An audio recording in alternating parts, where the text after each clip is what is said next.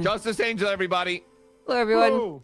So, just a couple of things have been clarified and outlined in legislation. I just want to make sure that everyone is aware of them. The first one is in the search and seizure legislation. It has been outlined that you should be locking properties down the second that you start writing up a search warrant. So, if you ever wanted to submit a search warrant to the judges, the second that you start writing it, you have the legal authority to lock the properties and garages in question. I feel personally called out by this announcement, and I don't like it. Well, I mean, it's not you. It's more so I just noticed that, You're just making me feel dumb Well, now. Angel has spoke before. It is about you, Opal. It is about you, Opal. It is about you. Oh my god. I'm gonna be very. Yeah, I wrote this in. I wrote this into law because of you, Opal. Actually, this is all your fault. There it is. Well, thanks for getting into legislation. That's good. Congrats, Opal. Hey, Thank congrats, you. Opal. You got legislation made, Opal. Is the acronym of the legislation going to be OPAL? No, I just added a Oh, small okay. amendment to the current search and seizure legislation. So, yeah.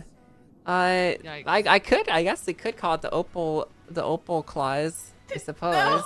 Oh, yeah.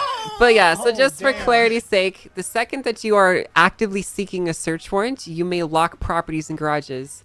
Now, actively is the key word here. That doesn't mean you can go, I think I would like to maybe do a search warrant in the future and then lock it. You have to What if I'm be just- if I'm actively just in the feeling silly process and of can writing think about it. Well, you have to be doing this with the intention of creating a search warrant. If you lock someone's property down without producing a search warrant, then you're going to have a lot to answer for, essentially. Even if it gets denied, it's okay if it gets denied, then you can just remove the lock. That's fine. But if you lock someone's property without ever attempting to write one, that's the problem. So, Can I ask a question? sure. What would be a reasonable amount of time to have that locked? Because there was a raid a while back we were trying to do, and we were concerned It about will the remain property locked being until locked down. it can remain locked until the search warrant is conducted. But you have to keep in mind there's a time limit on search warrants too. So, Okay. What's that time limit? well, you can go up to 2 weeks, but you should be doing them as soon as possible. Yeah, that's what I figured. Thank you. Like, For 2 weeks, they can't sleep at their house.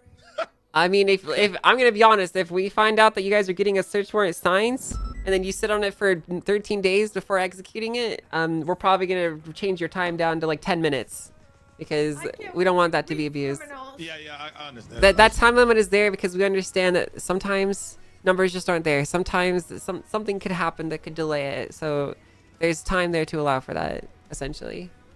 Oh yeah. I also should point out that you guys can just request to get a night raid done. If you really wanted to just go in and do it without them having them in custody, that's totally a possibility too. So I'm going to make night an